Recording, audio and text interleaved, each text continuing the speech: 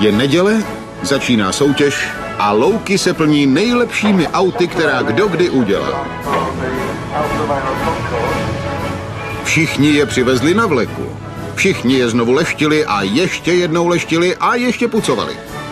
Mezitím o pár kilometrů dál. Dám tam dvojku, můžu? James bohužel nemohl Richarda odtáhnout, protože je pořád otrávený po tom včerejšku. Ale objevila se větší potíž. Podle pravidel totiž musí každé auto přijet samo. Takže ještě před bránou jsme zastavili. Snad to půjde. A Hammond si hrdinně přivolal pomoc. No tak, prober se. To je nádhera. Stará Alfa GTV. No tak. Tenhle jede s Fiatem, co tu s tím chce dělat? Tak chytni. Teď. Bylo to beznadějné. Takže jsme vymysleli plán. James se nechal přemluvit. Richarda přitáhne on a já budu krýt lano. A jak se stala ta nehoda, pane Clarksone? U vjezdu jsme se museli semknout, abychom přelstili hlídače. Vždycky jezdíme pohromadě, tak nás nechte u sebe, jo? Dobrý den. Žádné lano, nikdo nikoho netáhne. Tamhle jsou zase hlídači. Dělejte, že je všechno v pořádku. Vy doleva! Doleva? Dobrý den. Vy doprava tamhle, vedle! Promiňte, sorry. Velice nenápadně jsme pronikli dovnitř a zaparkovali mezi našimi soupeři. Už soutěžíme? Ano, Vy tady zastupujete Boha, že? Jen tak mezi námi, co kdybych to musel nastartovat? Za chvíli se na naše auta vrhli porotci. Je to velmi důkladná prohlídka. Mohl byste mi otevřít motor? Ne. Ne? Prostě si zkuste představit, že pod kapotou je zářící příklad absolutní dokonalosti. 0, Johne? 0. Teď lak.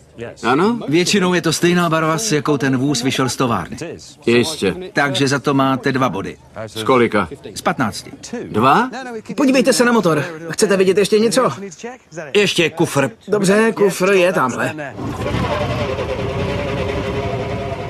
Rachotí to, když přeřadíte?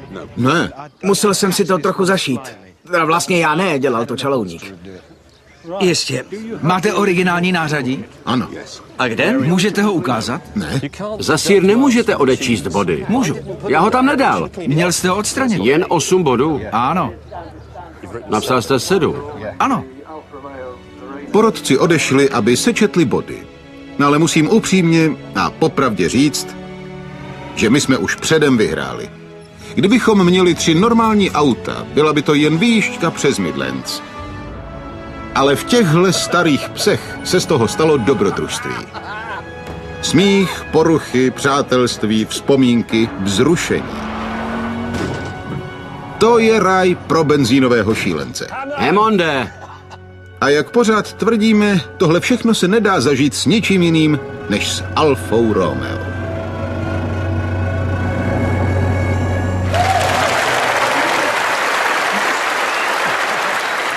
To máš pravdu.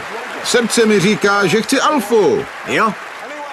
Ale teď už je čas zapsat výsledky od porotců. Jamesy, kolik ti dali? Ze 150 možných bodů mám 74. 74? To jsi skoro prošel. Já mám 23,5. Ano. A to prý bylo úplně nejnižší skóre, které kdy v dějinách soutěže zaznamenali. Jo, ale ještě jsem to já. Kolik jsi dostal? Mě dali 9. 9? 9. 9 bodů. Jo. Takže to spočítáme. Jamesy, ty máš minus 129,5, souhlasí?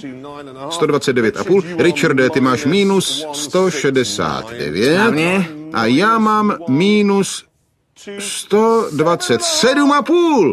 Takže to je poprvé za 3 roky, kdy tyhle soutěže laciných aut začaly, co jsem i já jednou vyhrál. No jo, výborně. A bude to ještě lepší. Jak to? Protože když si vyhrál, producenti řekli, že si tu 75 můžeš nechat a celý rok s ní úplně normálně jezdit. Víš co? Já ti něco povím. Jako milovníka aut mě nic nemohlo potěšit víc. Ale už musíme končit. Děkujeme, že jste se na nás dívali a dobrou noc.